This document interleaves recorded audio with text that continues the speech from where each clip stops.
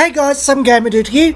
I think I triggered some people last time when I talked about Force of Will. They weren't glowing recommendations of the game, and they got some hefty downvotes for my channel. Got a tiny channel, but just a few downvotes is hefty for me. But that's fine. Good. I'm glad. But today, I want to offer some advice to SGD and Force of Will Co. because I firmly believe Force of Will as a game is not hard to fix. It just requires someone with an idea of how a TCG should be run. When I was thinking about this video, I was tossing up what to handle first.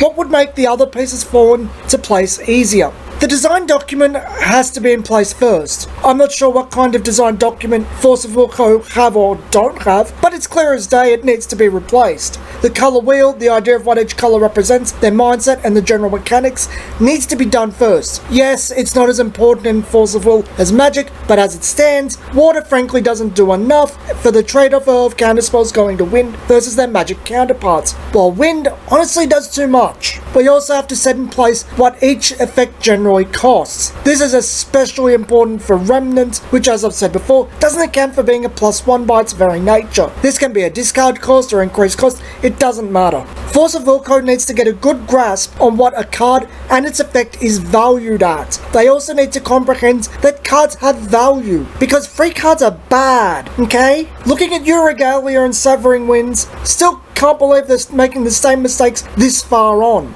Related, it needs to be set in stone the power levels of each resonator drop, how those numbers are achieved with positive, neutral and negative effects, and how this relates to life point total. I also really think there needs to be a big discussion on what colour fixing consistency does to the game, and whether it is a positive thing for deck diversity for colour fixing to be as easy as it historically has been. This might also come in hand with more variance in Magic Stones in the form of a mandatory 20 card Magic Stone deck. With a 10 card deck, it's not very randomized and arguably too consistent. I do not have the highest opinion of the developers, but I'd like to see what they do with proper design documents before firing them, because I think we actually need to get to a point where people who are unsuited to the job do get fired. But this is probably me being too soft and not having the cojones to make a hard decision. They've made so many mistakes from Valhalla till now, the same mistakes repeatedly, they probably are past the point of replacement. Through setting up the design document properly and accounting for most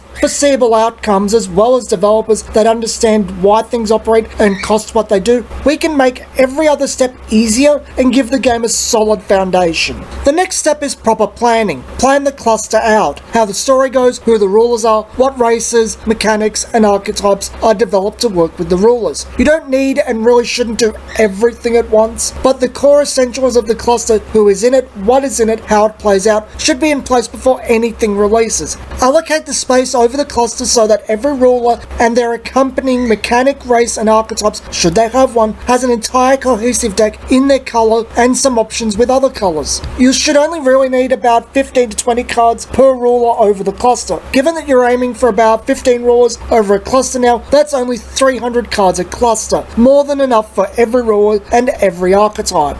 When you consider a cluster has 600 cards that are resonators, additions and chants, this isn't a big commitment by any stretch. There is more than enough space to support limited and whatever else you want to make. The key here is correctly placing them over a cluster and planning efficiently for every type of player. The only thing I think is mandatory is a truly playable deck in their own colour from the outset for players interested in that aspect of the game. Something obvious and complete to start with. Speaking of every type of player, the next two parts refer to both major player types. One of them is simple, we'll go over it first. We've already gone over the story and placing it into play during the design phase of the cluster. So how about a moderately decent rider to put into articles? It doesn't have to be huge, about the same size it is, just again, better. Characters that mean something, better pacing, satisfying climaxes and plot twists. The story and lore needs to be satisfying for players invested in those aspects of the game. I'm not a big Vorthos type player, so I can't go in too much depth about this, but my friend is, and he bemoans Force of Will regularly due to what I've mentioned before. Characters are wasted and unsatisfying stories. The recent Raya cluster is incredibly notable for this, as it's so telegraphed and boring.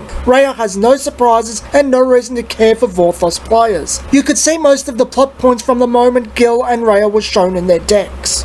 The second part needs Force of Will to have people that will be frank with them, and Force of Will code themselves to not be a bunch of crybabies complaining about their fifis being hurt. I'm talking playtesting. Playtesting isn't easy. You need different types of player, both casual and competitive. People that truly understand the game and can understand cards fast, as well as people that have to play their way out. The competitive puzzler that can find problems, and the casual to keep it fun. You also need people that won't be useless yes men saying anything you do is gold just to stay on. But you also need to account for player biases. Most of all, you can't let your own ego get in the way. You need to be able to logically explain why a card or set is the way it is, and if it's a problem, take it on the chin and fix it. It's not an easy job by any regard. It's long, frustrating, and tedious, but it must be done for the quality of the game and is of the utmost importance. I'm not trying to be a downer during this, but we all know every problem Force of Will has had since its inception could have been averted with proper playtesting. This can produce a better game, period. We can also have a better balance and far more diverse meta with proper playtesting. The game can feel better as a whole. Also, I should really note, development should not be playtesting. It produces bad results due to designer bias. They can test to make sure something functions as intended in rough draft, but actual playtesting should be someone new with a fresh set of eyes.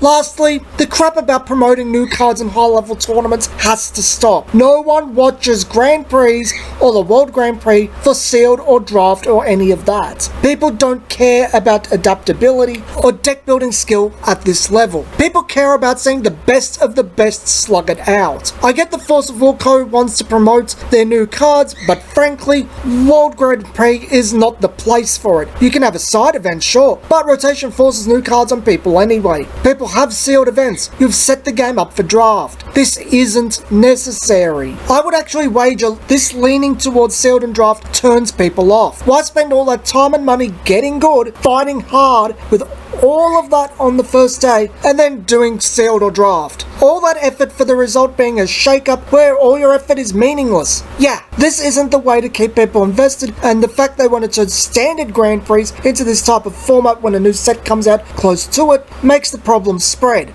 Leave them constructed, and if a new set comes out too close, don't let it be legal yet. Copy Pokemon. As I said at the beginning, I don't think Force of Will is unsalvageable. I have said it before, I think the game's engine is good, the problem is everything else. But maybe the game is unsalvageable. Maybe I'm wrong because of that. The problem is everything else, especially Force of Will Co themselves. This has been Some Gamer Dude. Like, subscribe, and come back tomorrow for the second half of this video.